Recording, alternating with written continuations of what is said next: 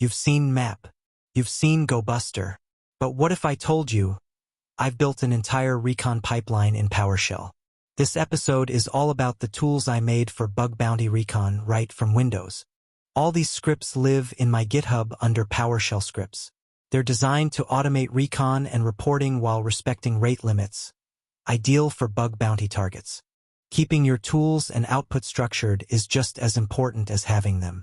This kind of folder setup helps you stay organized, track progress, and document every recon step properly, especially useful when you're working on bug bounty reports or building a long-term lab.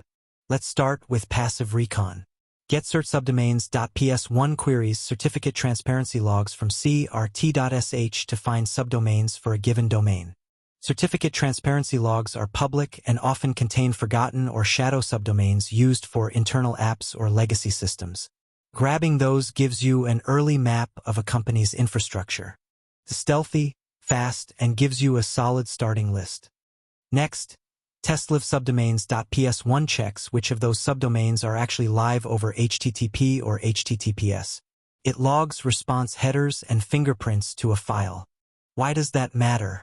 Because not all subdomains resolve to something live. This step filters the noise and shows you where your targets actually are, and even what kind of tech they're running. It respects rate limits and helps you avoid spamming the server. Then we run resolve valid subdomains.ps1 to verify DNS resolution and collect A, name, and MX records, all saved into JSON. This helps validate which subdomains are really hosted, and it gives us DNS details that could reveal email infrastructure, aliases, or hidden hosting setups. It's a goldmine for passive recon. This adds another layer of validation and detail for reporting. My take on GoBuster in PowerShell.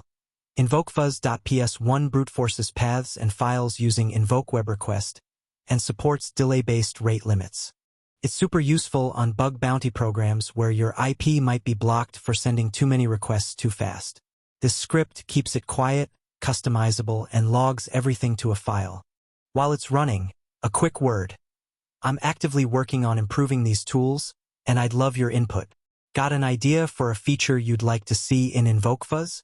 Or maybe you want to help me review or optimize the code? Drop a comment. Rate limits are especially important in bug bounty.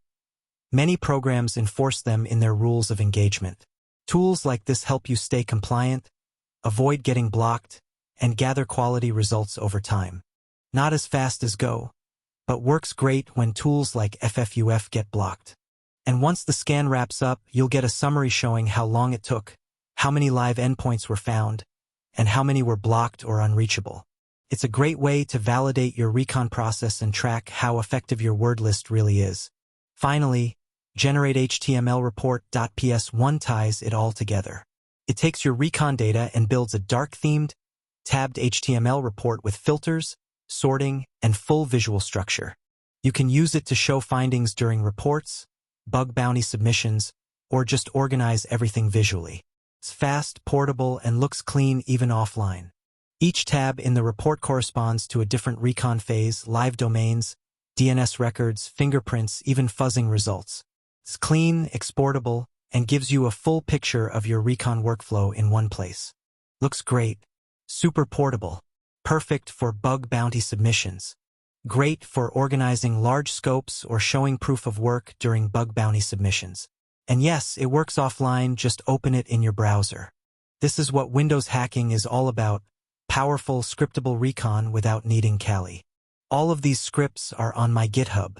Try them, tweak them, fork them, and let me know if you have a recon idea you want built in PowerShell.